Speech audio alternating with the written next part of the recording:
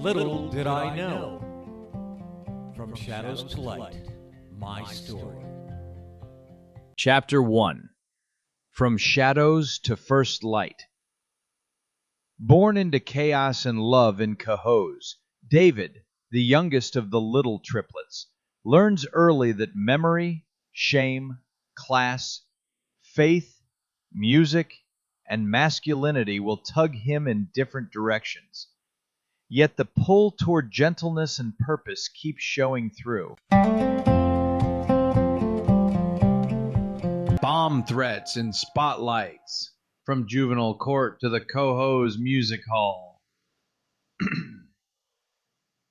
That year, I started drinking beer, not heavily, but just enough to blur the lines. Bobby would hand me one or two while we hung out at his place, usually sprawled out, watching HBO on a flickering TV. His family didn't have much. The house was small and run down. 2 bedrooms shared between his mom, his sister Tracy, his younger brother David, and Bobby himself. His mother worked double shifts, waitress by day at hometown diner, house cleaner by night. My mom, of course, had nothing kind to say about her. "He's a bad influence," she'd declare every time I got caught with cigarettes, matches, or the BB gun I wasn't even supposed to look at, let alone hold. And somehow, it was always Bobby's fault. One morning, Bobby, Steve Welcome, and I met up at Bobby's house before school. Somewhere between our usual prank calls. You know, the "Is your refrigerator running?" routine. Someone mentioned making a bomb threat. I was a few beers in and stoned, floating somewhere between amusement and fog. It turns out this was a coordinated effort. Unbeknownst to me, the Robertis, Chris, Crimp, Deo, and others had split into 3 groups. One at Crimp's, one at the Robertis, and our group at Bobby's. Each group was assigned a target: Cohoes Middle School, St. Michael's Catholic School, and Keaveney Memorial. We each called in a bomb threat at a specific time. I volunteered my voice. Why not? I thought I was being clever.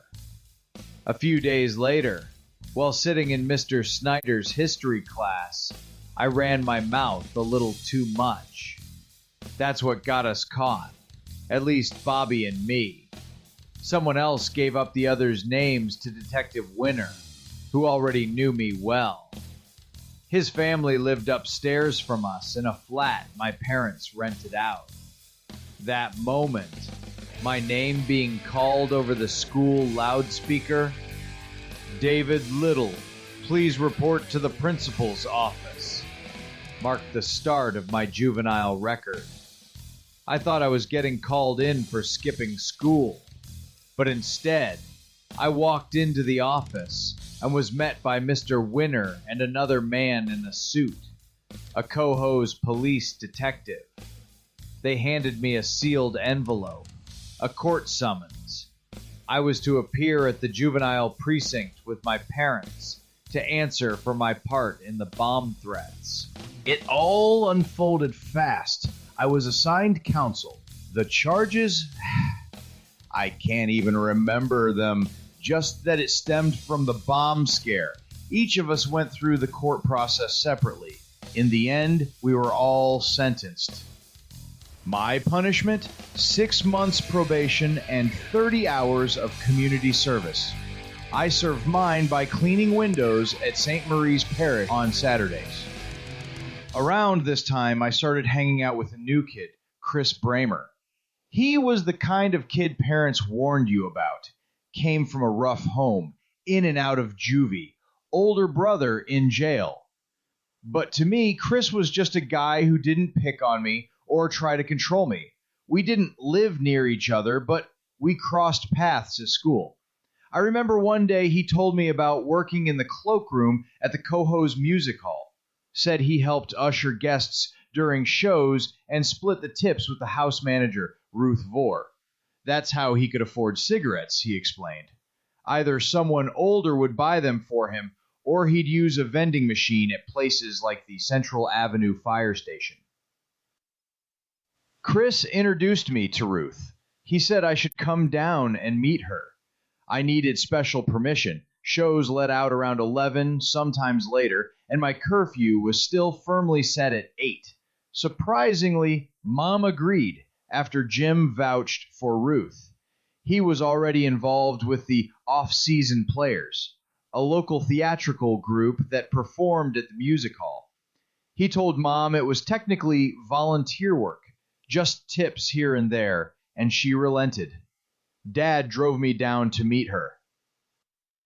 Ruth Vore was a woman in her late 50s or early 60s, and from the moment we met, she understood me.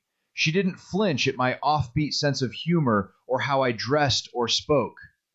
She even encouraged my passion for singing, something not many adults in my life took seriously at the time. She saw something in me, and I felt it. The music hall became a sanctuary, a place where I didn't feel like a criminal or a disappointment. That year, between ushering at the Cohoes Music Hall and staying active in my church youth group, I managed to stay out of trouble. For most of 8th grade, I kept my head down, my hands busy, and my name off police reports.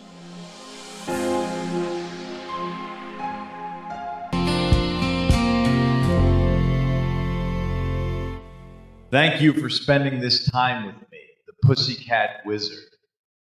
These moments we share, whether in shadows or in light, are threads in a much larger story, one I'm honored to tell with you beside me. As always, the journey continues.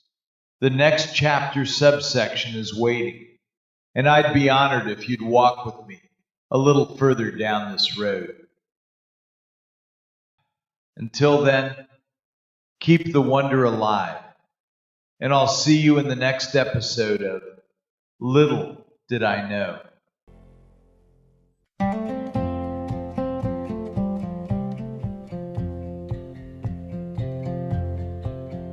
If it's a moment you're after, let's give this a shot. 3 quick breaths in through the nose, believe it or not. It will render you happy in the sunshine of the day. I love living in Bisbee and no, I am not gay.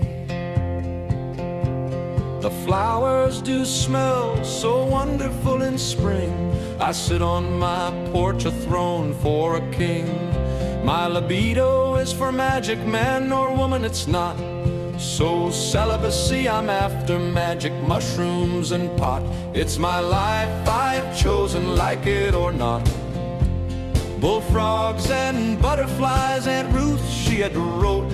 If music's like living, then I love every note. Bullfrogs and butterflies and plenty of pot.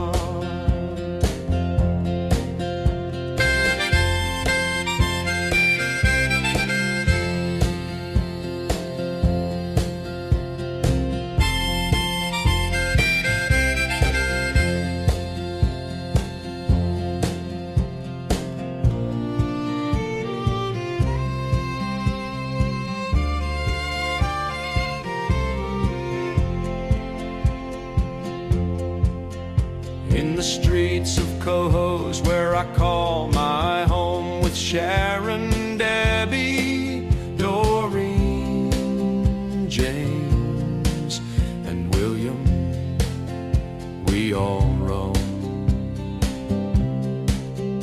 From the block to the park, we never walked alone. Through thick and thin, siblings forever, tightly sewn. Playing ball in the playground under the summer sun, running through the alleys, feeling free and young, where the Hudson River flows.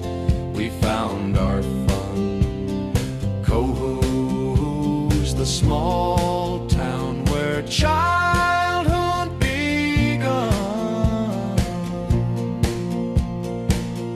I sit on my porch, a throne for a king. My libido is for magic man or woman, it's not.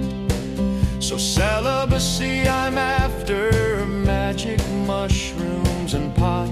It's my life I have chosen, like it or not. Bullfrogs and butterflies. And Ruth, she had wrote, if music's like